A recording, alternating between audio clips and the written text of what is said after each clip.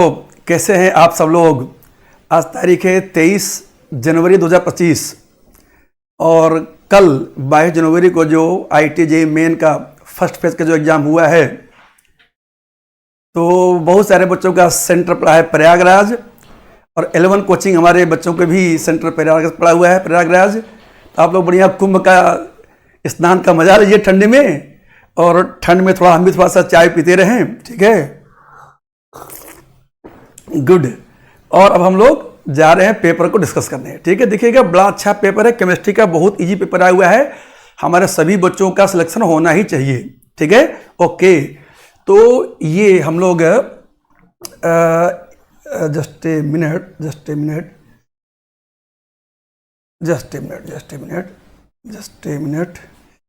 ये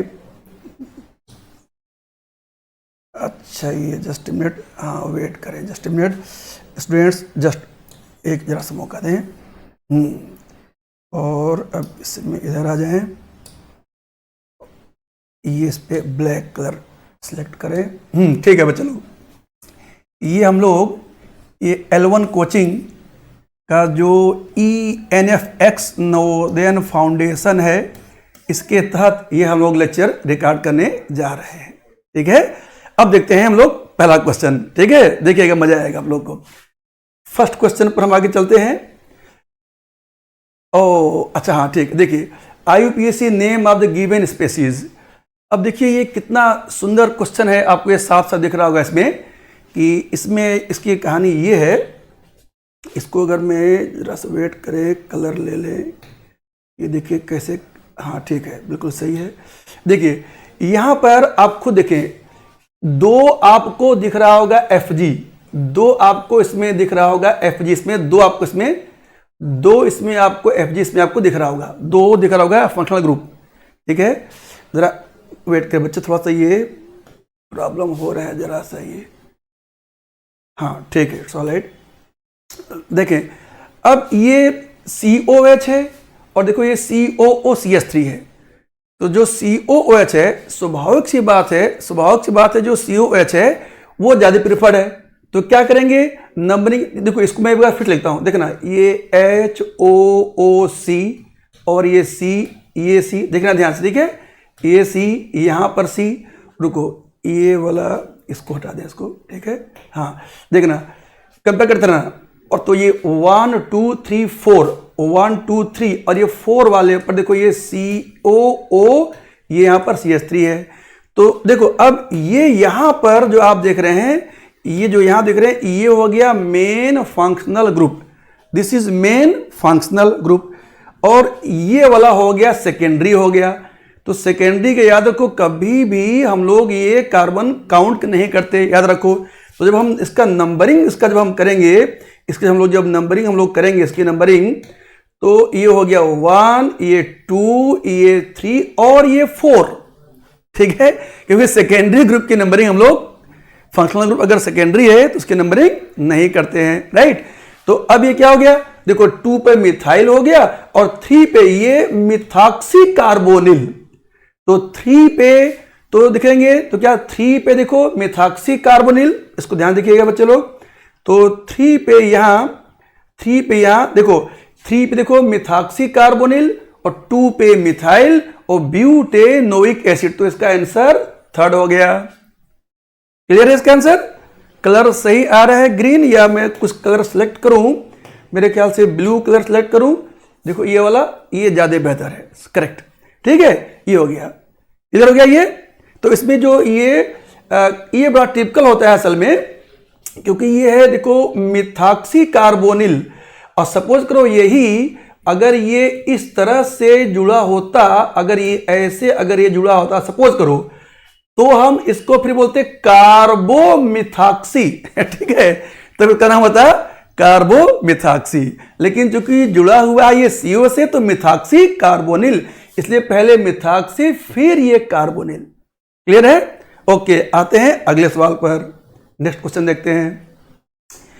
which of the following has maximum size out of, अब ये खुद देखो, they are all isoelectronic species. अरे भाई क्यों भाई, देखो ये एल्युमिनियम है और मैग्नीशियम है, फ्लोरीन है और ये सोडियम है। तो देखो जो एटॉमिक नंबर है ये 11 है, ये 9 है, ये 12 है और ये 13 है।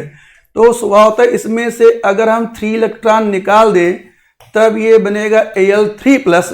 तो स्वभावतः अब इसमें भी टोटल कितने हो गए? 10 इलेक्ट्रॉन हो गए। क्लियर है? अच्छा देखना दूसरा देखो, अब इसी में देखो, जैसे अब इसको देखो, मैग्नीशियम पर देखो ये 2+ है, तो इसमें से हम 2 इलेक्ट्रॉन हटा दें तो अब स्वाभाविक बात है यहां भी 10 इलेक्ट्रॉन हो गया। फ्लोरीन में देखो ये 9 है लेकिन अपना माइनस चार्ज है, यानी 1 इलेक्ट्रॉन ऐड करना पड़ेगा, तो इसमें हम 1 इलेक्ट्रॉन ऐड कर देंगे तो यहां भी हो गया 10 इलेक्ट्रॉन। और सोडियम है, ये प्लस चार्ज है सोडियम पर, तो यहां से 1 इलेक्ट्रॉन हटाना पड़ेगा, तो यहां भी 10 इलेक्ट्रॉन हो गया। मतलब क्या हो गया? इसका साफ साफ मतलब ये हो गया कि actually they are all isoelectronic, they are all isoelectronic species. तो स्वाभाविक सी बात है इफेक्टिव न्यूक्लियर चार्ज किसको जिसका प्रोटॉन ज्यादा होगा, जिसमें उसका इफेक्टिव न्यूक्लियर चार्ज ज्यादा होगा, तो वो इलेक्ट्रॉन को अपनी तरफ खींच लेगा अपना। ठीक है, जैसे कुंभ मेला ने पूरे भारत भर को खींचा हुआ है। ठीक है, राइट। तो अब यहां क्या करेंगे? तो आइसोइलेक्ट्रॉनिक, यानी स्वाभाविक बात है। तो अब चूंकि फ्लोरीन में बहुत ही कम प्रोटॉन है सबके कंपेरिजन में, ये कम खींचेगा, तो इसके इलेक्ट्रॉन दूर रहेंगे। जब दूर रहेंगे ये तो उसका साइज बड़ा हो जाएगा। तो इस तरह से इसमें पूछा हुआ ना, है द मैक्सिमम साइज, पूछा हुआ है मैक्सिमम, तो इसमें ये फ्लोराइड वाला आंसर हो जाएगा। तो इसमें जो फ्लोराइड वाला है ये इसका आंसर सही, तो ये जो फ्लोराइड वाला है ये इसका सही आंसर हो जाएगा। क्लियर है? देखो ये इतने आसान क्वेश्चन हैं सब बच्चे लोग, ये हमको लगता है कि ये चूंकि फर्स्ट सेट का पेपर है पहला, तो लोग कहीं घबरा ना जाए, तो मतलब कोई नहीं कोई ऐसा क्वेश्चन होगा कि हर कोई सॉल्व कर जाए। इसको देहाती भाषा बोलते हैं बोहनी करना। ठीक है, दुकानदार पहले कोई ना कोई बोहनी कर ले तो ये बोहनी हो गया, तो ये बोहनी बेस्ड क्वेश्चन है। ठीक है, okay, coming to next question. हाँ देखिए, अब देख रही है ऐसे ऐसे क्वेश्चन लग रहा है आईटी का क्वेश्चन है यार, ये गजब हो गया, माने लग रहा है सबको पास करने का जिम्मा ले रखा है। ऐसा लग रहा है। अब देखो ये करेक्ट डिक्रीजिंग ऑर्डर इलेक्ट्रोनेगेटिविटी, यार तो सबको पता है। लाइनस पॉलिंग सीरीज आप देखेंगे तो भाई ये देखो, ये फ्लोरीन, क्लोरीन, ब्रोमीन, आयोडीन, ये इलेक्ट्रोनेगेटिविटी का सीक्वेंस है। याद करो जो इलेक्ट्रॉन अफिनिटी में खाली इसको हम ये क्लोरीन को फ्लोरीन से बदल देते थे। ठीक है, तो इसका आंसर तीसरे का आंसर क्या हो गया? ये थर्ड हो गया। ठीक है, ये देखिए कितना आसान हो गया, तीसरे का आंसर ये थर्ड हो जाइए, है ना। बहुत बहुत ध्यान देखिए बच्चे लोग। तो इसमें क्या करेंगे? तो क्या पूछा हुआ है? इलेक्ट्रोनेगेटिविटी, यानी कि इलेक्ट्रॉन अफिनिटी नहीं, इलेक्ट्रोनेगेटिविटी पूछा हुआ है। तो फ्लोरीन, क्लोरीन, अरे भाई याद करो लाइनस, हम आपको पूरा सीरीज बताते हैं, चिंता मत करो, पूरा आपको सीरीज आपको हम लिखवा देते हैं। आप देखिए, ध्यान से देखिएगा, समझिएगा अच्छी तरह से, देखना भाई। याद करो फ्लोरीन सबसे अधिक था इलेक्ट्रोनेगेटिव, फिर क्या था इसके बाद में? फिर क्या था? ये ऑक्सीजन था, फिर क्या था? नाइट्रोजन, क्लोरीन था, फिर क्या था? ये था ब्रोमीन, और फिर क्या था? फिर ये आयोडीन, सल्फर, कार्बन के करीब बराबर थे, फिर था सेलेनियम, उसके बाद में फिर क्या था? ये हाइड्रोजन, टेलुरियम, फास्फोरस, फिर था ये बोरन और ये आर्सेनिक।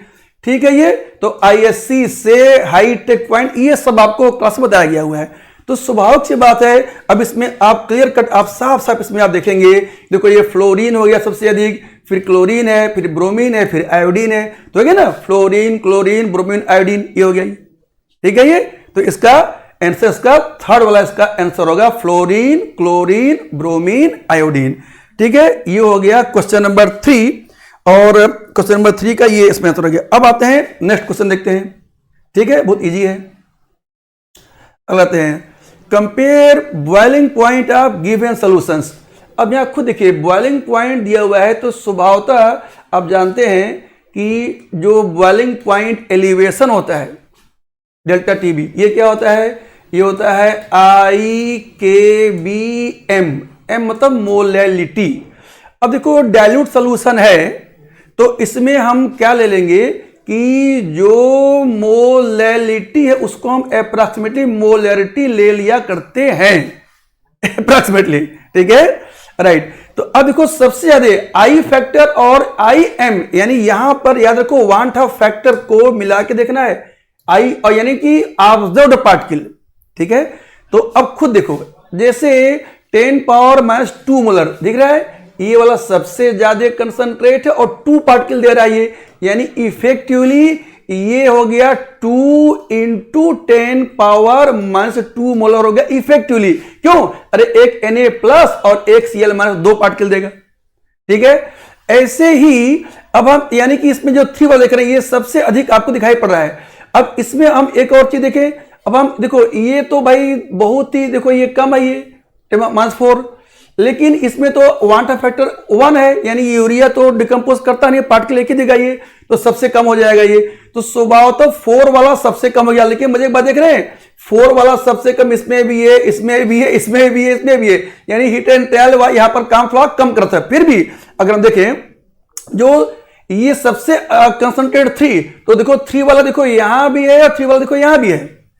अब किसमें हो गया? 1 और 2 में। तो स्वभावतः 1 वाला 10⁻4 मोलर है और -3, स्वभावतः ये 10 गुना ज्यादा है, तो ये 2 वाला ज्यादा बॉइलिंग पॉइंट में एलिवेशन करेगा। तो इस तरह से फिर इसका जवाब कौन सा इसमें से हो जाएगा? इसका जो एक्चुअल सही जो इसका जवाब होगा, इसका जो एक्चुअल सही जवाब होगा कि सबसे अधिक ज्यादा बॉइलिंग पॉइंट हो गया 3 वाला हो जाएगा। और फिर अब कौन सा देखेंगे? 2 और 1 में, तो 1 और 2 में स्वभावतः ये 2 वाला, ये तो ये 2 वाला इसका आंसर हो गया, तो 3214। तो इसका सही जवाब हो जाएगा 3214, इसका सही जवाब, यानी कि इसका ये आंसर सही हो जाएगा ये। ठीक है, ये बिल्कुल आसान हो गया ये, राइट। अब आगे चलते हैं, नेक्स्ट क्वेश्चन देखते हैं। तो यहां देखिए ये दिया हुआ है जो फर्दर निकल कॉम्प्लेक्स, जस्ट एक मिनट वेट करें, ये NaCl4 का, इसका ये कहां से हो रहा है, ये इसका हम बता रहे थे आपको ये। ठीक है, तो देखिए ये यहां पर ये Ni दिखेगा, ध्यान से दिख रहा है सबको, राइट। Ni पर ये दिखे NiCl4 2- है, तो ये x - 4 = -2, हेंस x = +2, यानी कि ये यहां पर ये +2 स्टेट में निकल है। ठीक है, यहां तक बात सही हो गया, समझ में आ गया, राइट। अब देखिए, अब ये निकिल का ये जो यहाँ स्ट्रक्चर है निकिल का, तो स्वभावतः जब निकिल 2+ स्टेट में है तो ये हो जाएगा इसका 4, क्योंकि निकिल का 28 होता है, तो 4s2 और 3d8। ठीक, यही मैं बताया था, उसमें एक थोड़ा सा मिस्टेक रह गया था, वो समझ लीजिए। आंसर तो सही है, मतलब पेपर का आंसर सही है। अब ये देखो वहां लिखा भी था d8, वहां पर 3d8 लिखा भी है, लेकिन इलेक्ट्रॉन भरने में मिस्टेक हो गया था। क्या हो गया था मिस्टेक, वो मैं आपको दिखा रहा हूं, देखिएगा। ठीक है, तो ये देखिए ये 1 2 3 4 5 और 6 खाली इतना भरा था। ठीक है, जबकि वो क्या होगा 7 और 8 होगा। अब उसमें कोई आंसर में कोई गलती नहीं है, क्यों? देखिए अब ये यहां पर ये 4s0 है और ये यहां पर ये 4p0 है, तो स्वाभाविक सी बात है। अब ये 2 इलेक्ट्रॉन इसमें आएगा, 2 इलेक्ट्रॉन इसमें आएगा, 2 इसमें आएगा, 2 इसमें आएगा, तो इस तरह से ये sp3 हाइब्रिडेशन होगा और इसका शेप टेट्राहेड्रल हो जाएगा, टेट्राहेड्रल। तो उसका जो आंसर है वो तो यही सही था, वो बताया भी था, लेकिन ये थोड़ा सा माइनर मिस्टेक था, राइट। अब देखो ये बहुत अच्छा क्वेश्चन है, electron of helium plus is present in 3rd excited state. तो सबसे पहले आप देखें कि हीलियम प्लस का क्या He2 है ये, और ये प्लस है, यानी कि ये हाइड्रोजन यानी 1 इलेक्ट्रॉन सिस्टम हो गया, तो 1s1 हो गया। ठीक है, अब 1 सिस्टम अगर ये है तो आप याद रखें 1 इलेक्ट्रॉन सिस्टम के लिए क्या होता है, एनर्जी का डिस्ट्रीब्यूशन कैसे होता है, याद कीजिए। ये 1s और फिर इससे ज्यादा फिर 2s = 2p, ध्यान देखेंगे, और फिर क्या हो जाएगा ये, फिर ये 3s = 3p = 3d, देख रहे हैं। फिर ये 4s = 4p = 4d = 4। क्यों? क्योंकि 1 इलेक्ट्रॉन सिस्टम के लिए वो सभी किसी गिवन ऑर्बिटल की एनर्जी सेम होती है। तो क्वेश्चन में क्या दिया हुआ है कि हीलियम प्लस, ये इलेक्ट्रॉन हीलियम प्लस का लिया हुआ है इन 3rd एक्साइटेड स्टेट, यानी कि ये जो इलेक्ट्रॉन 1 है, ये देखो चाहे इसमें आए चाहे इसमें आए, ये फर्स्ट ही हुआ। इस तरह से ये इसमें आए तो देखो, तो ये हो जाएगा फर्स्ट एक्साइटेड स्टेट, ठीक है, फर्स्ट एक्साइटेड स्टेट। और ये तीन के तीनों ही क्या हो जाएंगे, ये हो जाएंगे सेकेंड एक्साइटेड स्टेट, ठीक है। और ये क्या हो जाएंगे, ये हो जाएंगे थर्ड एक्साइटेड स्टेट। यानी कि जो इलेक्ट्रॉन है, वो जो इलेक्ट्रॉन है जो पूछा हुआ है इसमें कि थर्ड पूछा एक्साइटेड स्टेट में, तो ये यहां से फोर्थ वाले में आ रहा है, यह समझिए। तो अब स्वाभाविक सी बात है कि अब पूछा हुआ है फाइंड डी ब्रॉगली वेवलेंथ। तो आप जानते हैं जो डी ब्रॉगली वेवलेंथ का क्या होता है कंसेप्ट, वो बड़ा इजी कंसेप्ट है। क्या कंसेप्ट है ये, देखिएगा।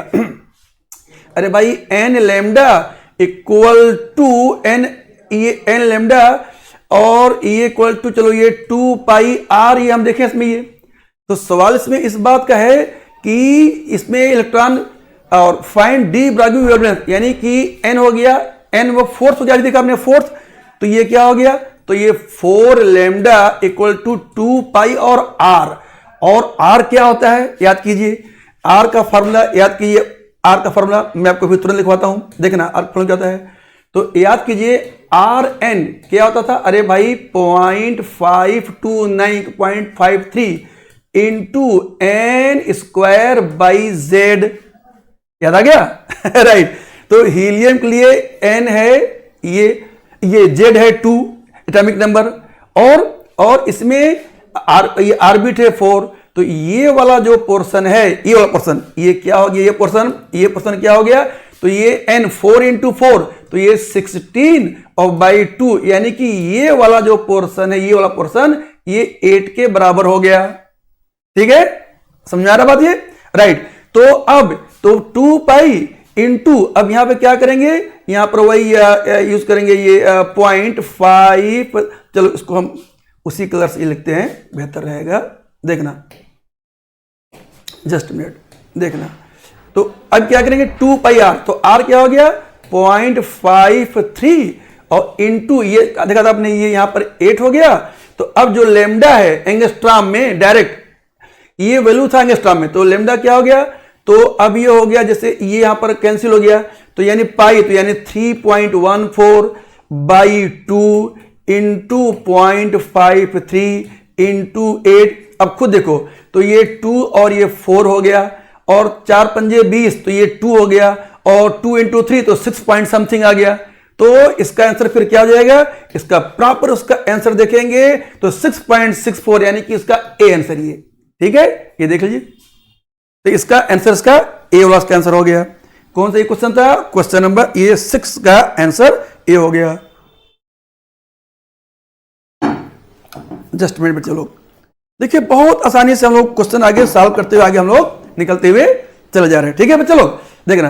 तो अब आते हैं अगले सवाल पर, नेक्स्ट क्वेश्चन देखते हैं, question number 8, question number 7, which of the following acid is also known as vitamin C. तो विटामिन सी, अब देखो ये बहुत इजी क्वेश्चन है, याद कीजिए जो विटामिन वाला चैप्टर था, तो जो एस्कॉर्बिक एसिड है ये उसका, तो इसका आंसर 2 हो गया, ठीक है। ये बोनी बेस्ड क्वेश्चन है, अरे भाई यानी कि कोई बिल्कुल लड्डू जीरो ना पा जाए, ठीक है, हाँ, कुंभ के मेला में बढ़िया स्नान करो, ठीक, ओके। अब देखते हैं अगला क्वेश्चन, ये भी देखो बहुत बढ़िया सवाल है ये। अब ये स्क्रीन पर पता नहीं आपके आ रहा है कि नहीं, मुझे लगता नहीं कि, बस आपको मैं समझाता हूं क्या कर रहा है ये स्टेटमेंट, ये कर रहा है देखो कि CH3O CH2Cl statement 1 will show nucleophilic reaction by SN1 mechanism, और दूसरा दिया है ये जो CH3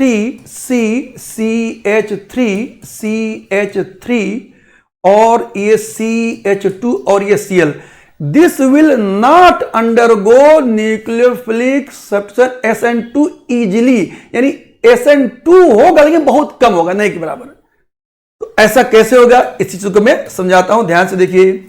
देखो ये ऐसा ग्रुप है, याद करो ये है हमारे साथी रामविलास पासवान, यानी कि कोई भी पार्टी सत्ता में हो वो उसमें मंत्री बनेंगे। तो याद करो ये ऐसा कुछ था, ये SN2 में भी इक्वली था, याद करो, क्योंकि इसमें क्राउडिंग कम है और इलेक्ट्रोनेगेटिव एटम है, तो जो पेंटावलेंट ट्रांजिशन स्टेट बनता था SN2 में, उसको करता था स्टेबलाइज। दूसरा अगर हम SN1 के थ्रू जाएं, इसको हटा दें, तो ये जो बनेगा कार्बोकैटायन, यह भी हाईली स्टेबलाइज्ड है। याद कीजिए, क्यों? क्योंकि अब ये रेजोनेंस स्टेबलाइज्ड हो गया। याद आ गया? तो इसलिए ये SN1 और SN2 दोनों में, तो SN1 में ये, अच्छा हाँ, अब ऐसा सवाल ये कि SN1 कब जाएगा? जब आयोनाइज करेगा। आयोनाइज कब करेगा? Polar protic solvent. और यही अगर पोलर ए प्रोटिक होता तो SN2 में जाता। तो चूंकि यहां पर प्रोटिक मीडियम दिया हुआ है तो कोई डाउट नहीं है, तो इसका लेने की जो पहला स्टेटमेंट है, ये बिल्कुल स्टेटमेंट जो फर्स्ट है, ये बिल्कुल करेक्ट साबित हुआ, पहला स्टेटमेंट। अब इसको देखो, ये ऐसे तो ये 1 डिग्री है, तो लगता होगा ना कि भाई SN2 रिएक्शन है तो ये बहुत आसानी के साथ में देना चाहिए। नहीं, चूंकि इसके ठीक बगल में यानी अल्फा कार्बन पर काफी हेवी क्राउडिंग हो गई है, इसमें काफी हेवी क्राउडिंग इसमें हो गई है, इसलिए ये SN2 बहुत इजीली नहीं देगा। समझ में आ गया ये? यानी हालांकि ये 1 डिग्री पे है, लेकिन बगल में भी, अरे भाई पड़ोसियों का रोल नहीं होता क्या? अरे यार हम लोग तो परेशान है पड़ोसियों से ना नहीं, अपने आसपास देखिए या बांग्लादेश, पाकिस्तान, सब पड़ोसी है ना, नहीं परेशान है ठीक है, तो हम ठीक ठाक हैं। पड़ोसी अगर थोड़ा भीड़ भाड़ मचा दिया, क्राउडिंग कर दिया है, ये पड़ोसी का भीड़ बढ़ाइए ठीक है, इसलिए ये SN2 यानी कि यह भी सही साबित हुआ। तो इसलिए इसमें कौन सा आंसर होगा? 1 एंड 2 बोथ आर करेक्ट। तो इसका आंसर हो जाएगा 1। ये बहुत अच्छा क्वेश्चन था ये, ठीक है। ओके, आते हैं अगले सवाल देखते हैं। Coming to next question. ये देखो बहुत सुंदर क्वेश्चन है। गिवन इक्विलिब्रियम रिएक्शन है, देखो इसको मैं पूरा लिखता हूं मैं बड़े अक्षर में ताकि आपको दिखाई पड़े। CO2 गैसियस है, रिएक्ट कर रहा है कार्बन सॉलिड से, और ये बना रहा है 2CO, ये गैसेस, ठीक है। अब इसमें दिया हुआ है कि इफ इनिशियल प्रेशर CO2 0.6, चलो ये 0.6 एटमॉस्फेयर ये प्रेशर है, और ये रिएक्ट किया, मान लो ये x हो गया, तो ये स्वाभाविक ये 2x बना लेगा, और ये कार्बन सॉलिड है तो इसका तो प्रेशर रहेगा नहीं। तो इसलिए जो टोटल प्रेशर P टोटल है, ये क्या हो जाएगा? ये हो जाएगा, देखना 0.6 माइनस x प्लस 2x, यानी क्या हो गया? यानी 0.6 प्लस x हो जाएगा। और ये इसमें दिया हुआ है कि इनिशियल 0.6 है and after some time it is 0.8 atmosphere, ठीक है। तो this is equal to 0.8 atmosphere. Obviously x would be equal to 0.2 atmosphere. ये हमको जानकारी मिल गई, पहली मिल गई, ठीक है। अब तो सब आसान हो गया। यानी क्या आपने देखा इसमें? फाइनली इसमें आपने क्या देखा? फाइनली कि जो CO2 है 0.6 माइनस 0.2, ये वाला, ठीक है, 0.2, तो ये कितना हो गया? यानी कि ये हो गया 0.6 माइनस, तो 0.4 एटमॉस्फेयर ये हो गया, और ये 2x हो गया, तो 2 इंटू, तो ये 0.4 एटमॉस्फेयर हो गया ये। फिर देखिए ध्यान अच्छा समझिए अच्छी तरह से, क्योंकि ये x की वैल्यू देखो 0.6 एटमॉस्फेयर था शुरू में, और अब ये कुछ टाइम बाद में ये यहां पर 0.8 हो गया, तो 0.6 plus 8 equal to 0.8। So obviously x would be equal to 0.2, ये बिल्कुल सही है ये, राइट। तो अब ये 0.2 माइनस किया तो 0.4, और 2x है तो भी 0.4 हो गया। तो जो Kp होगा, आप जानते हैं इस इक्वेशन के लिए जो Kp होगा, इस इक्वेशन के लिए जो Kp होगा क्या होगा आप बताएंगे? Kp would equal to partial pressure of CO का square by partial pressure of CO2।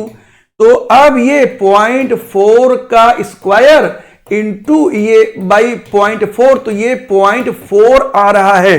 तो इसमें आप खुद को देख लीजिए, तो ये क्या हो जाएगा? इसका 0.4 इसका आंसर इसका आएगा। ये चेक कर लिए 0.4 आंसर ये, ठीक है।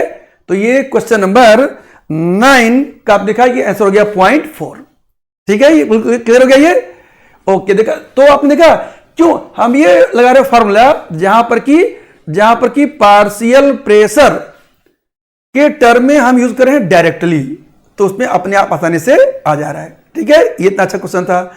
कमिंग टू नेक्स्ट क्वेश्चन, अगला सवाल देख लेते हैं। ये राइट, ये थोड़ा सा टिपिकल मामला है ना। इसमें असल में ध्यान देने वाली बात ये है, इसमें असल में बहुत ध्यान समझिए। इसमें ये जो कॉपर ये कॉम्प्लेक्स है, दरअसल में ये DsP2 हाइब्रिडेशन होता है, या कुछ लोग इसको sp2d कहते हैं। ठीक है, यानी शेप इसका है स्क्वायर प्लेनर। अब मजे की बात यह है कि जो स्क्वायर प्लेनर की जो स्प्लिटिंग होती है वो बड़ा डेंजरस है। ठीक है, उसको जरा सा ध्यान समझिए। वो ऐसा होता है जैसे कि जो टोटल ये 5D ऑब्जेक्ट्स होते हैं डिजेनरेट, तो स्क्वायर प्लेनर में ये देखिए सबसे ऊपर हो जाता है dx² - y², और इसके बाद में होता है dxy, और फिर होता है dz², और लास्ट में होता है dzx = dzy। मतलब कहने का कि वहां पर टोटल 4 लेवल होती है स्प्लिटिंग, और ये जो स्प्लिटिंग है डेल्टा स्क्वायर प्लेनर, ये असल में 1.74 टाइम्स होता है डेल्टा ऑक्टाहेड्रल का, यानी इसकी स्प्लिटिंग बहुत ज्यादा होती है। तो इसका मतलब क्या हो गया, यानी कि जो, और ये भी जानते हैं कि जो स्प्लिटिंग ऑक्टाहेड्रल है ये 9/4 टाइम्स होता है टेट्राहेड्रल का। तो स्वाभाविक सी बात है, एक बात बिल्कुल ये यहां पर एकदम स्पष्ट हो गया, क्या एक बात यहां स्पष्ट हो गया कि जो डेल्टा स्क्वायर प्लेनर है वो बहुत ज्यादा है, और फिर डेल्टा ऑक्टाहेड्रल सबसे कम है डेल्टा टेट्राहेड्रल। तो चूंकि ये वाला स्क्वायर प्लेनर कॉम्प्लेक्स है, इसलिए अब इसका जो आंसर होगा इस सिनेरियो में वो ध्यान देखिएगा, तो इसमें आंसर यानी सबसे पहले ये 2 का होगा, और बाई चांस में इसमें देखो 2 का सबसे एक ही दिया हुआ है तो 2 हो गया, और इसके बाद में 1 ये स्ट्रॉन्ग लिगेंड ये हमने बताया ही था, और फिर ये 4 ये बनाता है चिलेट, ये बताया था, और 3rd ये, तो इस तरह इसका आंसर 2 होगा। ठीक है, इसको ध्यान से एक बार आप लोग बच्चे लोग अगर देख लीजिए, इसको स्क्रीनशॉट ले लीजिए। क्वेश्चन नंबर हम लोग अब 11 हम लोग देखेंगे, क्वेश्चन नंबर 11, क्वेश्चन नंबर 11 देखेंगे। ये देखो बहुत ही प्यारा सवाल है ये। देखो इसमें ये कह रहा है कि carbon dioxide gas is taken at 1 atmosphere 273 kelvin, volume नहीं दिया है। तो हो क्या रहा है देखना, ये दिया हुआ है कि यहां पर एक बीकर है जिसमें हमने लिया हुआ है कैल्शियम हाइड्रोक्साइड एक्वस सॉल्यूशन, ये लिया हुआ है, और ये कितना है, ये है 0.1 मोलर ये है। ठीक, इसमें कार्बन डाइऑक्साइड पास किया गया, स्वभावतः रिएक्शन होगा। क्या रिएक्शन होगा मैं बताता हूं आपको, मैं क्या होगा रिएक्शन। तो आप जानते हैं कि CaOH ट्वाइस रिएक्ट करता है CO2 से और बनाएगा CaCO3 प्रेसिपिटेट, और बनाएगा वाटर H2 बनाएगा ये, यानी ये जो रिएक्शन है ये 1:1 मोलर रेशियो में रिएक्शन हो रहा है ये। ठीक है, अच्छा अब इसमें जो बचा, यानी कि जो यहां पर रिमेनिंग, क्योंकि ये एक्सेज में लिया गया है, तभी तो इसमें दिया ना कि ये ना एक्सेज है ना, देखो ये एक्सेज, यानी कि यहां पर एक्सेज अमाउंट लिया गया था। ठीक है, तो जो रिमेनिंग CaOH ट्वाइस है ये रिएक्ट कर रहा है HCl से, और अब जानते हैं क्या बनाएगा, ये बनाएगा CaCl2, और क्या बनाएगा, वाटर बैलेंस करेंगे तो 2HCl, यानी यहां पर रेशियो 1:2, सारा खेल रेशियो का है, मोलर रेशियो है ना भाई, याद करो मोलर रेशियो, सारा खेल मोलर रेशियो का है, सारा खेल। ठीक है, अरे मोल कंसेप्ट चैप्टर में मैं 2 चीज सिखाता हूं, मोल और कंसेप्ट। ठीक है, बस 2 चीज। ठीक, तो अब यहां क्या करेंगे, अब देखो इसमें दिया हुआ है कि ये HCl दिया हुआ है, यहां पर ध्यान देखना, HCl इसमें दिया हुआ है ये 40 ml 0.1 मोलर, तो HCl दिया हुआ है 40 ml 0.1 मोलर, इसका क्या मतलब हो गया, यानी ये 4 मिलीमोल हो गया। अरे भाई millimole equal to molarity into volume in ml, ये आप जानते हैं। ठीक है, तो अब ये यानी कि यहां HCl आपने लिया हुआ है 4 मिलीमोल, ये दिया है, ये क्वेश्चन में दिया, ये स्वभावतः ये 2:1 है, तो इसका आधा होगा, तो ये 2 मिलीमोल CaOH ट्वाइस, यहां पर ये एक्सेस बचा होगा। और ये कह रहा है कि initially taken if only 50% reacted with CO2, यानी जितना भी था, ये जितना भी इसका आधा रेट किया है CO2 से और आधा रेट किया है HCl से। तो पूछा हुआ है then find out volume of COH2, volume पूछा हुआ है।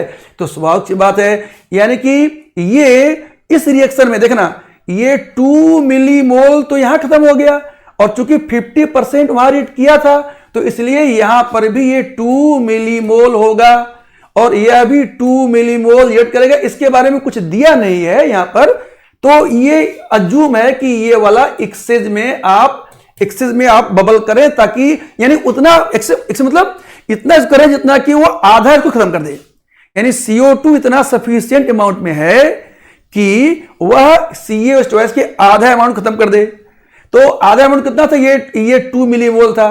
तो इस स्वाभाविक सी बात है कि अब ये पूछा हुआ है कि what should be then volume of initially taken COH2। तो आप जानते हैं, अब आपको क्लियर हो गया कि 2 मिलीमोल यहां बचा था और 2 मिलीमोल वहां रेट किया था। तो टोटल यानी कि जो टोटल था ये 4 मिलीमोल CaOH2 था टोटल। ठीक है, तो वॉल्यूम क्या हो जाएगा, आप जानते हैं volume is millimole upon molarity. तो ये 4 मोलरिटी 0.1, तो कितना हो गया, तो ये 40 मिलीलीटर, यही आंसर हो गया। देखो कितना आसान हो गया, है कि नहीं, है नहीं जी, हेलो, अरे बोलो यार, है नहीं जी, बहुत इजी है। ठीक है, क्वाइट इजी, और मुझे पूरा उम्मीद है आपने काफी अच्छा किया होगा। चलिए, तो इसका आंसर क्या हो जाएगा, इसका आंसर ए हो गया ये। ठीक है, अब आते हैं अगले क्वेश्चन पर। क्वेश्चन नंबर, अब हम लोग 12 देखेंगे, बहुत ही बढ़िया क्वेश्चन है क्वेश्चन नंबर 12। क्वेश्चन नंबर 12 हम देख लें हम लोग। देखिए, इसमें यह कह रहा है कि जैसे ये यहां पर साइक्लोपेंटीन का डेरिवेटिव है, ठीक है, और ये दोनों अच्छे लिविंग ग्रुप हैं, लेकिन ये वाला स्वाभाविक सी बात है कि जो ये वाला होगा, ये वाला बेटर लिविंग ग्रुप होगा उसकी तुलना में। ठीक है, क्यों, क्योंकि लिविंग ग्रुप क्या होती है, आयोडीन, फिर ब्रोमीन और फिर क्लोरीन, और जो फ्लोरीन है ये तो बिल्कुल एकदम ये तो इसको तो हम लेते भी नहीं। ठीक है, ये पूरेस्ट लिविंग ग्रुप मानाता है फ्लोरीन, राइट। तो अब क्या करेंगे, अब देखो ये असल में अब हम इसको ट्रीट कर रहे हैं स्ट्रांग बेस, 2 डिग्री बेस। ये देख रहे हो, ये स्ट्रांग बेस है, ये 2 डिग्री बेस स्ट्रांग बेस है। तो क्या करेंगे, तो ये जो स्ट्रांग बेस है यानी डाइमिथाइल अमीन है, 2 डिग्री बेस है ये। तो अब यहां पर ये SN2 डैश रिएक्शन होगा। ये क्या होता है, करे कोई भरे कोई, एलाइलिक, समझे, एलाइलिक रिएक्शन, एलाइलिक। तो क्या होगा, ये देखो ये इस पे अटैक करेगा, और ये वाला ध्यान दिख रहा है एरो मूवमेंट, ये यहां पर पहुंचेगा और ब्रोमाइड हट जाएगा। तो फिर ये क्या बना प्रोडक्ट, तो जो स्केलेटन है ये इसको अभी जो कहते हैं रखो। देखो डबल बॉन्ड, देखो ये यहां शिफ्ट हो गया, ध्यान दिख रहा है बच्चे, डबल बॉन्ड यहां से देखना ये इस पर शिफ्ट कर गया, डबल बॉन्ड यहां आ गया, राइट। और ये यहां पर Cl अभी जो कहते हो था, और इस पर वो N और ये CH3 और ये CH3 हो जाएगा। अच्छा देखो मजे की बात, शुरू में देखो ये यहां पर H होगा, यहां ये प्लस चार्ज होगा, राइट, लेकिन फिर वहां मीडियम है तो फिर ये डीप्रोटोनेट कर जाएगा। तो स्वभावतः ये प्रोटॉन ट्रांसफर नॉर्मल चीज है, तो फिर ये जा करके ये आसानी से बन जाएगा। ठीक है, इसको मैं बनाऊं फिर से, देखना फिर से बना इसको मैं, ठीक है, देखना बहुत आसानी से। तो क्या करेंगे कि ये यहां पर ये डबल बॉन्ड यहां आ गया, और ये Cl भी जो कहते हैं, और यहां पर ये NCH3 रिमेंबर आफ्टर डीप्रोटोनेशन, ख्याल रखना, ठीक है, आफ्टर डीप्रोटोनेशन। पहले क्योंकि वो बनेगा क्वाटरनरी, यानी कि वहां पर NH प्लस रहेगा वहां पर, लेकिन H प्लस हट जाएगा। ठीक है, अच्छा अब क्या हुआ, अब ये अगला, चूंकि यहां पर क्वेश्चन दिया हुआ है this is taken in excess, तो अब ऐसा यहां पर एलाइलिक कोई संभव नहीं है।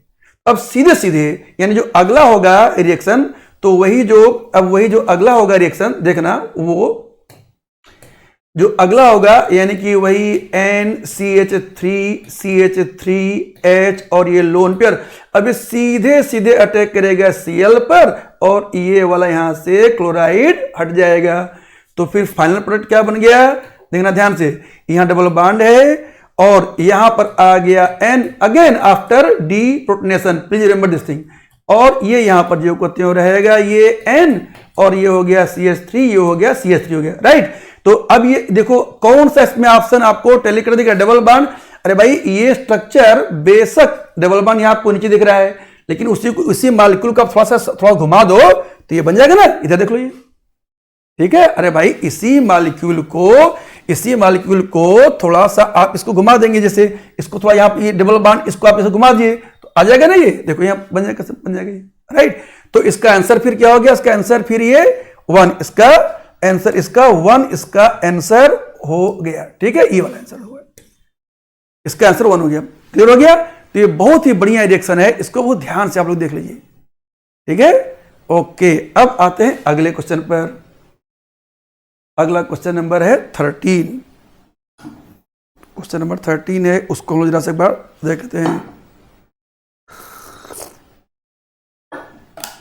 क्वेश्चन 13 देखो, अब इसमें 4F7 पूछा है कि 4F7 configuration is possible for, तो ये देखो सब के सब ये दिए गए हैं लेंथेनाइड सीरीज, और आपको रटवाया गया था क्लास में कंप्लीट लेंथेनाइड सीरीज याद है कि भूल गए।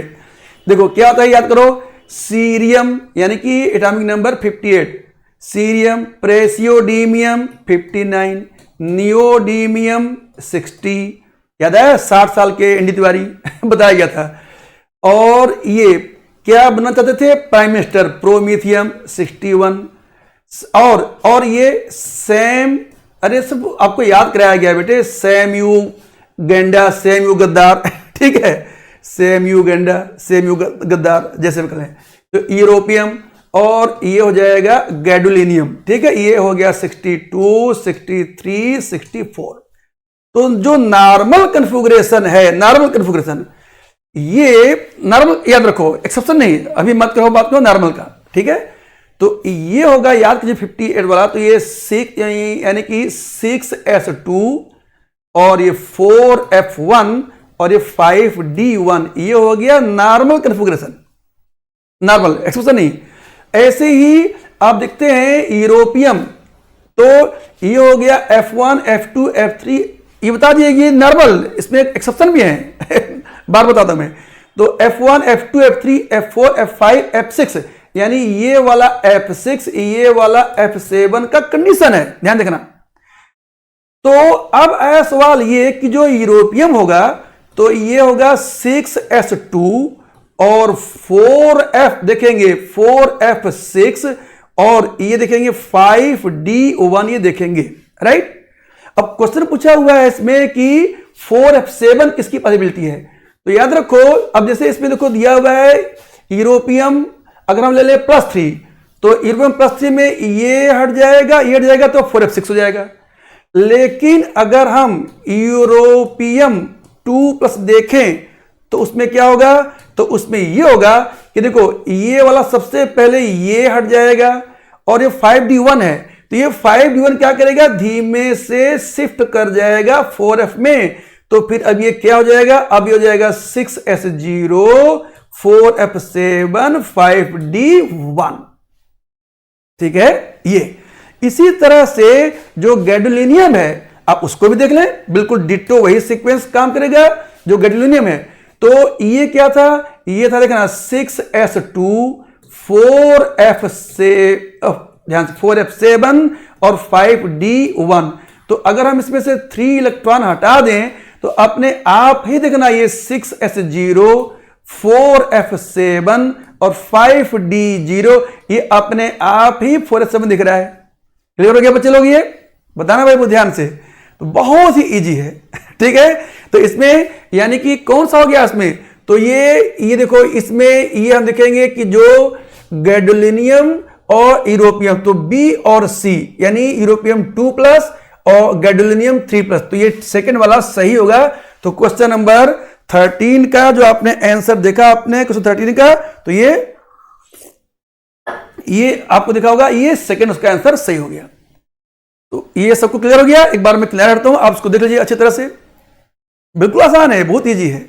ठीक है, D F block atomic configuration, electronic configuration. ठीक है, ओके।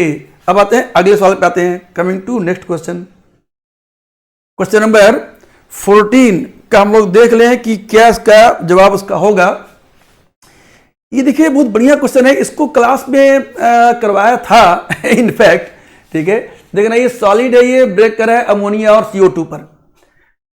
तो ये पूछा हुआ है, देखना ध्यान से, ये अमोनियम कार्बामेट है NH2COO NH4, ये सॉलिड है, इसका नाम है अमोनियम कार्बामेट। ये ब्रेक करता है हीट करने से 2 मोल्स ऑफ अमोनिया और 1 मोल ऑफ CO2 स्वभावतः ये दो के दोनों गैसियस कंपाउंड्स हैं। ठीक है, ये दोनों, राइट।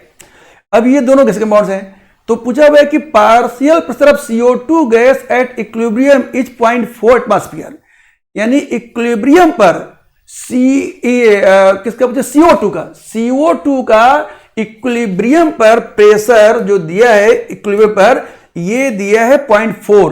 तो ये 0.4 एटमॉस्फेयर प्रेशर है एट इक्विलिब्रियम, याद रखना। ठीक है, ये इक्विलिब्रियम पर, ये एट इक्विलिब्रियम।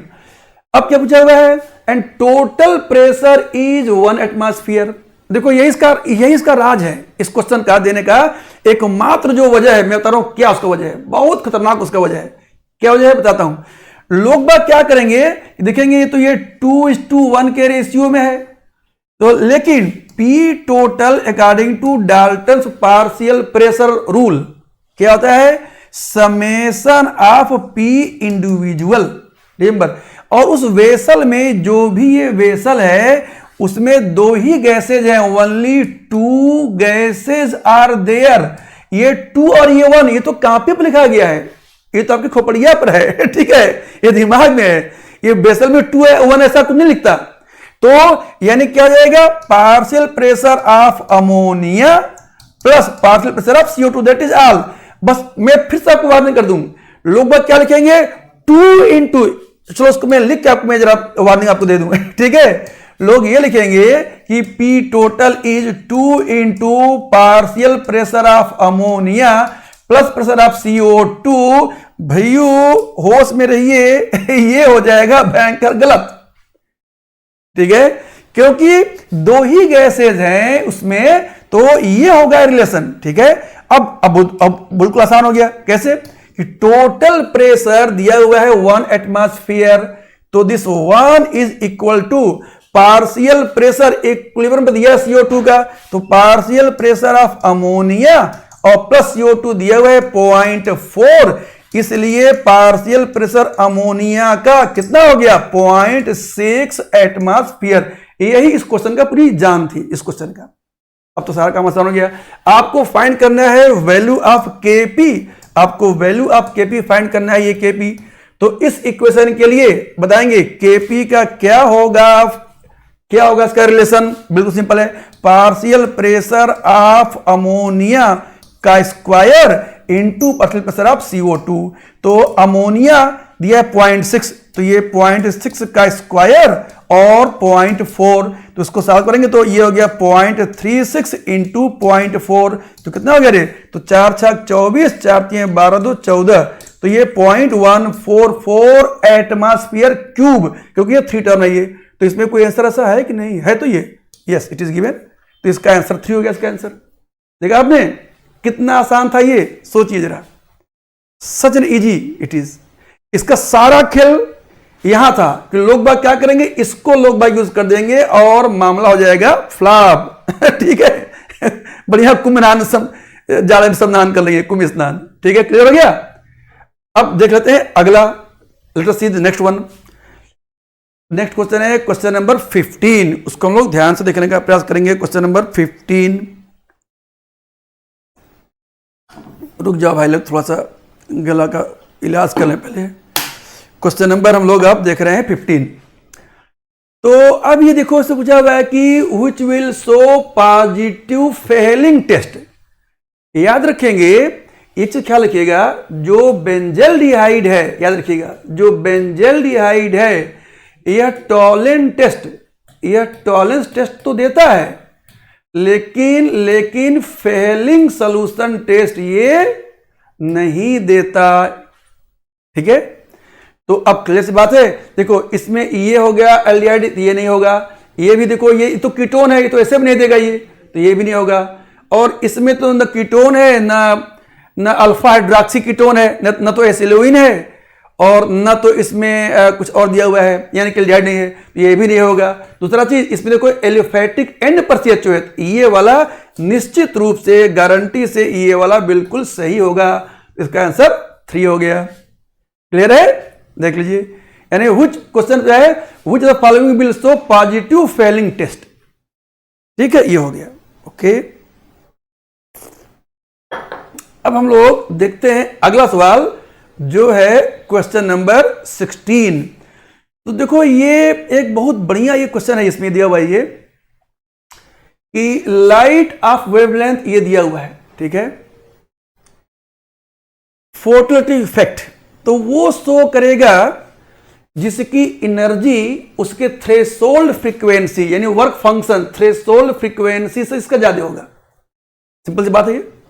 देखो वर्क फंक्शन सीजियम का दिया है 1.9 इलेक्ट्रॉन वोल्ट और फ्रांसियम दिया है 2.7 इलेक्ट्रॉन वोल्ट।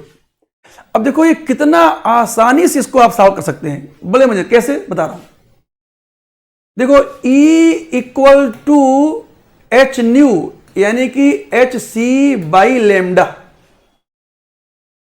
अब सारी वैल्यूज को एक डायरेक्ट फार्मूला है, कहेंगे तो मैं बता भी दूंगा कि E को अगर इलेक्ट्रॉन वोल्ट में निकालना हो तो एक डायरेक्ट फार्मूला याद कीजिए, 12400 बटे लैम्डा इन एंगस्ट्रॉम।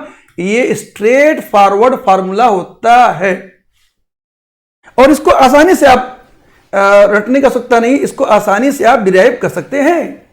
कैसे, देखो H है, ध्यान रखना, H है 6.6 × 10⁻34, देखना ध्यान से। और C कितना दिया हुआ है, 3 × 10⁸ मीटर पर सेकेंड। और लेमडा चूंकि ये जूल में है तो इसको लेंगे मीटर में। तो जब मीटर में लेंगे तो फिर लेमडा को फिर क्या आपको करना पड़ेगा, तो फिर आपको यहां पर करना पड़ेगा, यानी कि लेमडा को अगर हम सीधे एंगस्ट्रॉम में रखें तो फिर इसको 10⁻−10 करना पड़ेगा। ठीक है, 10⁻−10 करना पड़ेगा, जिससे कि ये एंगस्ट्रॉम में अपने आप वैल्यू आ जाए। राइट, और ये वैल्यू अब जूल में आ रही है। तो आप ये भी जानते हैं कि 1.6 × 10⁻−19 जूल = 1 इलेक्ट्रॉन वोल्ट। तो इसलिए जूल को अगर बदलेंगे तो 1 joule would be equal to 1/1.6 × 10⁻19 electron volt, यानी कि 10⁻19/1.6 इलेक्ट्रॉन वोल्ट। ये तो इसमें हम क्या करेंगे, तो मल्टीप्लाई कर देंगे, वही क्या 10⁻19/1.6। अब देखो ये कितने आसानी से इसको हम लोग सॉल्व कर लेंगे। कैसे, देखना, ये 10⁻10 है, ये ऊपर जाएगा तो हो जाएगा 29। अरे भैया 19 है, ये 29 हो जाएगा। ये 29 और 8 ये 37 हो गया, और 37 और -34 है तो 3 हो गया। मतलब कि ये वैल्यू ये यानी सीधे सीधे ये क्या हो गया, ये हो गया 6.6 × 3/λ इन एंगस्ट्रॉम × 10⁻³ हो गया। वो ध्यान रखना बेटे, 6.6। तो अब ये इसको सॉल्व करेंगे तो 3 × 4 = 18, 3 × 4 = 18, 1 19, और इसमें और तो यानी कि करीब करीब ये कहां हो रहा है, ये इसमें कहीं न कहीं there is some mistake somewhere. 6.6 ये हो गया, 3 × ये बिल्कुल ठीक हो गया ये, और यहां पर आपने इसको कन्वर्ट कर लिया 1.6। आप आओ ये चीज देखो, ये इसको देखो ये मिस हो रहा था ये। ठीक है बच्चे लोग, तो 1.6 ये बाई 1.6 यानी ये, और ये यहां पर देखेंगे तो दिस, और ये 6.63 क्या था, ये था ये। तो इसको सॉल्व × 10⁻³ करेंगे तो ये अप्रॉक्सीमेटली 12,000 के आसपास ही आ जाएगा। तो एग्जैक्ट वैल्यू कितना होता है, 12,400। ठीक है, देखा आपने कितना आसान हो गया। सीधे सीधे फार्मूला ये आप रट जाओ, अदरवाइज हमने आपको बता दिया उसका डेरिवेशन। अब तो ये क्वेश्चन बिल्कुल ही आसान हो गया है कि नहीं। कैसे कि अब हम शेष से देखो निकाल लें कि ये जो 500 नैनोमीटर दिया हुआ है, ठीक है, तो हम ये निकाल रहे हैं कि अगर लैम्डा इक्वल टू 500 नैनोमीटर है, आप जानते हैं 1 नैनोमीटर इज 10 एंगस्ट्रॉम, ये होता है, क्योंकि नैनोमीटर 10⁻⁹ मीटर, एंगस्ट्रॉम 10⁻⁻10 मीटर। तो अब ये वही, तो एनर्जी इन इलेक्ट्रॉन वोल्ट तो 12400, बट ये जो 500 नैनोमीटर है तो ये 500 इंटू 10। अब इसको आप सॉल्व करेंगे तो देखो ये दोनों हिस्से कैंसिल हो गया। अब ये करीब करीब इसको देखेंगे तो ये कितना रहा है, तो 5 दूना 10, यानी सॉल्व करने से ये 5 दूना 10 हो गया और 5 चौके 20, तो करीब करीब ये 2.4 के आसपास आ रहा है, करीब 2.4 इलेक्ट्रॉन वोल्ट। अब खुद देखो, अब इसमें आप ये देखिए, इसमें एक चीज क्या कि 1.9 से बड़ा है 2.4, लेकिन 2.7 से छोटा है 2.4। तो स्वभावतः इसमें जो 1.9 है यानी सीजियम, तो सिर्फ सीजियम वाला ही फोटो इलेक्ट्रिक इफेक्ट शो कर पाएगा। देखा आपने कितना आसान हो गया, बोलिए है कि नहीं, बोलिए सही है ना। हम हट जाते हैं, आप उसको एक बार स्क्रीनशॉट चाहे तो ले सकते हैं, ठीक है। चलिए अब हम देखते हैं जो अगली क्वेश्चन, देखते हैं अगला क्वेश्चन। ये नेक्स्ट क्वेश्चन है, ये क्वेश्चन नंबर 17। देखो ये तो बहुत ही आसान सवाल है ये, ठीक है, बहुत आसान है। क्या पूछा हुआ है कि व्हिच इज इनकरेक्ट, ये ख्याल रखना जो होता है इनकरेक्ट, तो melting point of cis butene, cis two butene. तो देखो ये जो सिस टू ब्यूटीन है, ये हो गया CH3, ये हो गया CH3, ये H और ये H, तो cis two butene is greater than trans two butene स्वभावतः, क्योंकि इसमें ये प्लस I यानी इसका जो वेक्टर है वो रिजल्टेंट एक डायरेक्शन में ये जा रहा है, और जबकि ट्रांस वाले का 0 होता है।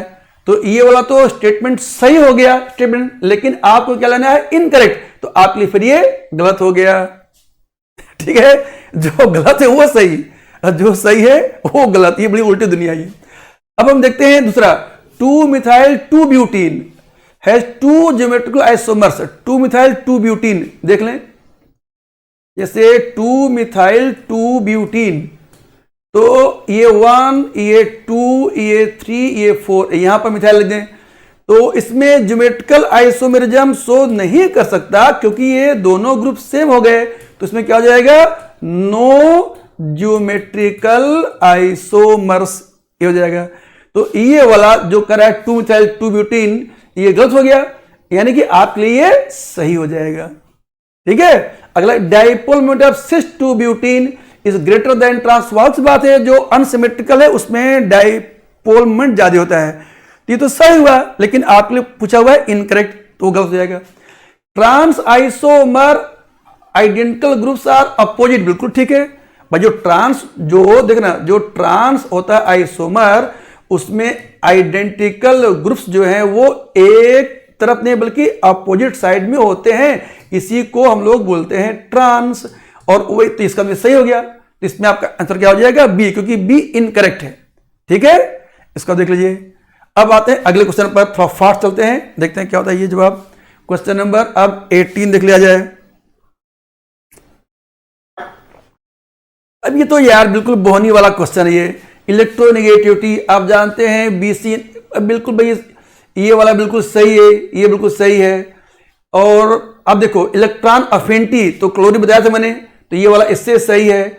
और देखो ए वाला 1 सही है, तो अगर ऑप्शन देखें तो ए वाला 1 खाली एक ही में दिया ही है, और डी वाला 4 बस एक ही में दिया, तो बाकी तो ऐसे ही इसको आप गोली मार दीजिए ठीक है, हटाइए। तो बहुत सिंपल सी कहानी कैसे हो गया ये। तो ये बिल्कुल इजी क्वेश्चन है। मेटेरियल कैरेक्टर ये भी बिल्कुल इससे मिल रहा है ये, और कैटायनिक साइज स्वागत बात है, जो देखो कैटायन साइज है, देखो लिथियम प्लस है, और फिर ये Mg2 प्लस है, और फिर ये बेरिलियम 2 प्लस है, तो सुबह होता है ये आपका साइज होता ही है, ठीक है। ये तो इसका आंसर ए हो गया। अब आते हैं नेक्स्ट क्वेश्चन, अगला क्वेश्चन देखते हैं, क्वेश्चन नंबर 19। देखना ये बहुत ही बढ़िया सवाल है ये, कैसे, अरे भाई देखो, ये नाइट्रोबेंजीन को आपने रिड्यूस किया तो क्या बन गया, तो ये बन गया एनिलीन। देखना, ये हो गया एनिलीन। और इसको आपने डाइजोटाइज किया, इसको आपने डाइजोटाइज किया, आपने इसको डाइजोटाइज किया आपने, तो ये बन गया बेंजीन डाइजोनियम क्लोराइड यानी N2+। और फिर आपने याद करो, चाहे आप यूज कर दो एथिल अल्कोहल, या ये यूज करो, या याद करो H3PO2 hypophosphorous acid, same work क्या करता था, इसको उड़ा करके ये क्या करता था, इस वाले को ये उड़ा करके वहां पर H वहां पर ले आता था, याद कीजिए।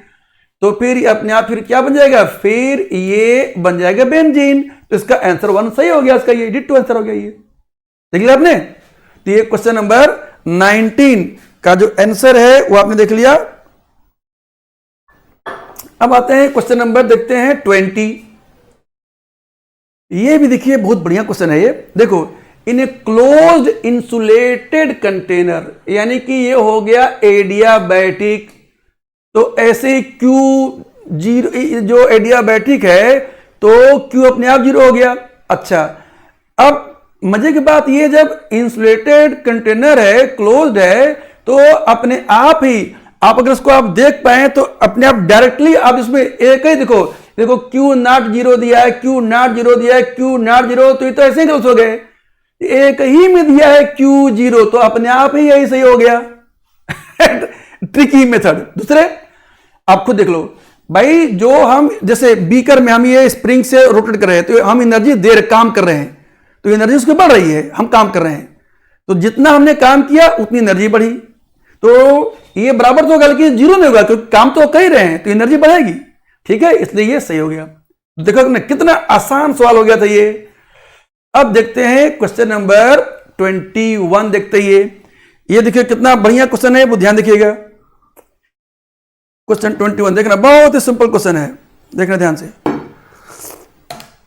क्वेश्चन 21, एम्पियर 2 एम्पियर करंट को हमने पास किया through molten LC for 30 minutes. यार इस चैप्टर में याद करो भाई मेरे, इस चैप्टर में यार सिर्फ एक ही फार्मूला यूज है, सिर्फ एक फार्मूला याद आया क्या, G = फैराडे, सिर्फ एक फार्मूला। सोचो इस पूरे चैप्टर में, आई चैलेंज, कोई क्वेश्चन आईटी एडवांस हो, जेई हो, कहीं का क्वेश्चन हो, इस इलेक्ट्रोलिसिस में एक ही फार्मूला है, वो क्या है, Ge = फैराडे। एक ही फार्मूले पर चैलेंज से सारे सवाल सॉल्व होते हैं। अच्छा, फैराडे क्या है, ये आप जानते हैं, फैराडे होता है Q/96500, यानी कि IT/96500। और Ge क्या होता है, ये होता है mass in gram divide by equivalent mass. ये फार्मूला है, इतना आसान। तो अब बिल्कुल क्लियर हो गया क्या। तो पूछा हुआ है कि कितना, find the mass in milligram, तो पहले हम ग्राम में देख लें। ये याद रखो, ये फार्मूला ग्राम के लिए है। तो W इन ग्राम, ये क्या हो जाएगा, ये हो जाएगा EIT/96500।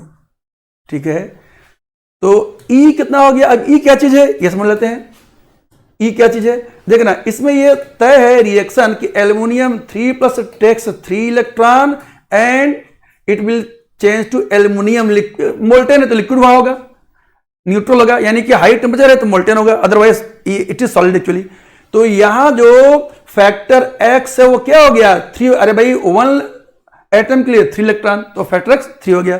तो इक्विवेलेंट वेट क्या होता है जानते हैं, मॉलिक्यूलर यानी कि formula mass by factor X, और एल्युमिनियम का होता है 27, तो बाई 3 यानी कि ये 9 हो गया। अब बिल्कुल आसान हो गया, कैसे देखना। तो अब ये यहां पर E यानी 9 और I दिया हुआ है, कितना I दिया हुआ है इसमें, I कहां गया रे इसमें, अरे कहां, ओहो ये है, लिखा है वर्ड में 2 एम्पियर। ठीक है, बता दिया था। तो ये 2 एम्पियर और टाइम कितना दिया है 30 मिनट्स है, तो इसको सेकंड्स में 30 × 60/96500। देखो ये आएगा ग्राम में, और इसी को अगर हमको W मिलीग्राम में, इसी को हमको अगर W मिलीग्राम में अगर हमको चेंज करना पड़ेगा इसको अगर, तो क्या करेंगे, फिर मल्टीप्लाई बाई 1000 कर देंगे। तो ये 9 into 2 into 30 into 60 by 96500 into 1000। तो इस 00 को यहां पर कैंसिल करो। और अब आप इसको देखेंगे, हम जरा देखते हैं अप्रॉक्सीमेट। देखो एक बहुत तरीका आसान है, अप्रॉक्सीमेट तरीका। क्या तरीका है वो अब समझाता हूं। देखो जैसे अब ये 965 को चलो हम मान लेते हैं अप्रॉक्सीमेट 1000 ठीक है 1000। तो अब ये क्या करेंगे भाई, देखो ये 0 0 वहां 0, तो ये तो अपने आप कैंसिल हो गया। तो 9 दूना 18, 6 18, तो 18 का जो यानी कितना 18 और 18 दूना 36 और 9, तो ये इसको देखेंगे कितना आ रहा है अप्रॉक्सीमेट कितना आ रहा है। फिर देखिए अप्रॉक्सीमेट यानी कितना हो गया, सुनो ये 00 उससे कैंसिल हो गया, और ये 0 0 0 मान लिया हमने 1000 है। तो अब क्या बचा 9 दूना 18, तो 18 का स्क्वायर, तो ये कितना होता है, अरे भाई ओहो कौन सा बड़ा भारी काम है। तो जो 18 का स्क्वायर है ये कितना होता है, 8 बट्टा 64 कितना होता है 18 का स्क्वायर, ये 8 बट्टा 64 हो गया, और 8 कम 8 8 16 6 22 हो गया, 1 कम 1 और 2 3 324। ठीक है, तो चूंकि हमने यहां पर ज्यादा माइल तो ये कम आ रहा है, और इसको हम 965 करेंगे, इससे कुछ अधिक आ जाएगा। तो उसका जो रियल आंसर है इसमें देखेंगे तो ये आ जाएगा 336। सॉल्व करने से यानी ये एक्चुअल आ जाएगा 336 मिलीग्राम, ये इसका आंसर क्लियर है। इसके बाद आप देख लीजिए अच्छी तरह से 336 मिलीग्राम। ठीक है, ओके। अब देखते हैं अगला। अब आते हैं क्वेश्चन नंबर 22 पर। देखना ये भी बहुत इजी क्वेश्चन है। क्वेश्चन 22 देखते हैं। Carius method 180 milligram, in Carius method 180 milligram of organic compound gives 143.5 mg of AgCl, find the percent chlorine. अरे यार तो ये तो बिल्कुल डिट्टो फार्मूला बेस है, ये सब बोनी बेस्ड क्वेश्चंस है। क्या परसेंटेज ऑफ क्लोरीन क्या होता है, याद करो 35.5, क्लास 11 का टॉपिक है ये, by 143.5 into mass of AgCl by mass of organic compound into 100, ये फार्मूला है डिट्टो। ठीक है, तो अब इसमें बिल्कुल आसान हो गया। क्या कि देखो ये हो गया 35.5 बाई 143.5, और W दिया है AgCl, ये कितना दिया हुआ है, गिव्स हाँ दिस मच, ये 143, तो ये 143.5 चलो ये मिलीग्राम है, तो इसको भी हम लेते हैं मिलीग्राम डायरेक्ट 180 मिलीग्राम। तो उसमें अपने आप ये कुछ भी चेंज नहीं करना पड़ेगा, यानी ग्राम में चेंज करना आवश्यक नहीं था, इनटू 100। तो अब देखो ये वाला इधर कैंसिल हो गया। अब इसको आप सॉल्व करेंगे तो ये अप्रॉक्सीमेटली 19.7 आएगा, यानी कि इसको हम ये 20%, क्योंकि नियरेस्ट इंटीजर रिपोर्ट करना है, तो इसका आंसर क्या हो जाएगा 20। ठीक है, ओके। आते हैं अगले सवाल पाते हैं। नेक्स्ट क्वेश्चन है, देखो question 23, calculate number of stereoisomers. अब देखो इसमें बहुत ही आसान क्वेश्चन हो गया। ये कैसे हो गया आसान क्वेश्चन, बताता हूं कैसे हो गया, देखना। अरे भाई ये देखो ये CH3, ये CH डबल बॉन्ड CH, और ये CH, ये OH, और ये CH3 है। तो देखो ये स्टार कार्बन है और ये सिस ट्रांस, तो यानी कि ये इसमें 2 सेंटर हो गया इसमें, तो 2 के पावर 2 यानी कि 4। अरे भाई इसका सिस ट्रांस, इसका DL नहीं समझा है, समझाता हूं, देखना ध्यान से। देखो ध्यान देखो, जैसे यहां देखना बच्चे, देखो जैसे अगर भाई मान लो कि हमने ले लिया E वाला ले लिया, ठीक है, और यहां पर हमने R ले लिया, और E ले लिया हमने, यहां पर S ले लिया, ठीक है। और सुनो, और इसमें क्या करें, फिर ये Z ले लें और R ले लें, Z ले लें और ये S ले लें, तो हो गया 4 ना, तो टोटल हो गया 4 हो गया। ये इसका आंसर क्या हो गया 4 हो गया। ठीक है, अब आते हैं अगले क्वेश्चन पर। Question 24, how many of these are linear in shape. देखो आप जो SO2 है ये तो आप जानते हैं ये बेंट मॉलिक्यूल है, क्योंकि इसमें लोन पेयर है, और BeCl2 निश्चित रूप से ये जो मोनोमर है ये लीनियर है, तो ये सही हो गया। और N3- ये बड़ा टिपिकल केस है, ये एजाइड है। N3- ये ध्यान रखिएगा, इस पर बहुत क्वेश्चन पूछे गए हुए हैं। ये प्लस चार्ज है, यहां माइनस है, यहां माइनस है, यह भी लीनियर मॉलिक्यूल है, ये एजाइड N3-। I3 माइनस, इसको तो आप कई बार क्वेश्चन आप सॉल्व कर चुके हैं, हजारों बार I3 माइनस वाला क्वेश्चन याद करो। अरे भाई आयोडीन और ये आयोडीन और ये आयोडीन, ये माइनस चार्ज, और याद करो ये लोन पेयर और ये लोन पेयर, याद आ गया। अरे भाई ये ट्राइगोनल बाई पिरामिड ज्योमेट्री में तीनों लोन पेयर होते हैं इक्वेटर पर। ये भी लीनियर हो गया क्वेश्चन, ये भी सही हो गया लीनियर। और अगला देखिए कौन सा ये, और NO2 प्लस Na2 प्लस, ये भी सही है। क्यों? क्योंकि देखो ये नाइट्रोनियम आयन है, ये भी लीनियर, ये भी सही हो गया। और NO2 कदापि नहीं, क्यों? क्योंकि ये तो थोड़ा सा टिपिकल केस है। देखो ये असल में 8 इलेक्ट्रॉन वाला इसका कंडीशन है ना, 1 2 3 4 5, ये कुछ 8 इलेक्ट्रॉन वाला कुछ केस है, ये लीविस स्ट्रक्चर को शो नहीं करता, मतलब फुलफिल नहीं करता। तो ये वाला क्या हो जाएगा, तो ये वाला इसमें आप देखेंगे ये वाला जो कंडीशन है ये वाला क्या हो जाएगा, ये नहीं। तो इसमें कौन कौन से हो गया इसमें, तो Be देखो BeCl2 हो गया, एजाइड हो गया, ट्राइआयोडाइड हो गया, नाइट्रोनियम 4, तो इसका आंसर हो गया 4, ये इसका आंसर हो जाएगा 4। ठीक है, हेलो। चलिए अब आगे देखते हैं आखिरी सवाल। जिंदगी में आखिरी सवाल नहीं है, हाँ आखिरी सवाल जरूर है ये। तो अब देखो ये NO2 नाइट्रोबेंजीन, ध्यान देखना क्या किया पहले भैया मेरे, देखना ये नाइट्रोबेंजीन को आपने SnHCl से ट्रीट किया, तो स्वाभाविक सी बात है फिर क्या बन गया, फिर ये रिड्यूस हो गया, तो ये एनिलीन हो गया। इसके बाद में डाइजोटाइज कर दिया आपने लो टेम्परेचर पर, तो फिर ये डाइजोनियम हो गया N2 प्लस, और फिर आपने सैंडमेयर रिएक्शन करवा दिया CuCl, देखते रहो, तो आपने CuCl और HCl में करवा दिया, तो फिर ये क्लोरोबेंजीन हो गया, ये क्लोरोबेंजीन हो गया। ठीक है, और फिर सोडियम, ये फिटिक रिएक्शन याद करो, वुड फिटिक रिएक्शन, वुड रिएक्शन, तो यहां पर आपने सोडियम और ईथर से ट्रीट किया, तो ये फिटिक रिएक्शन हो गया, तो ये फिटिक रिएक्शन हो गया ये, तो यानी कि दोनों फिनाइल फिनाइल जुड़ जाएंगे। तो पूछा हुआ है इसमें कि मॉलिक्यूलर मास पूछा हुआ है A का, तो ये हो गया 77, ये हो गया 77, ऐड कर दो दोनों का, तो 7 7 14, 7 14 15, तो 154, यही उसका हो जाएगा आंसर 154। ठीक है, यही रहा। इतनी देर आप लोगों ने हमारी बातों को बहुत ध्यान से सुना। Thanks to all of you, thank you very much, all the best, God bless.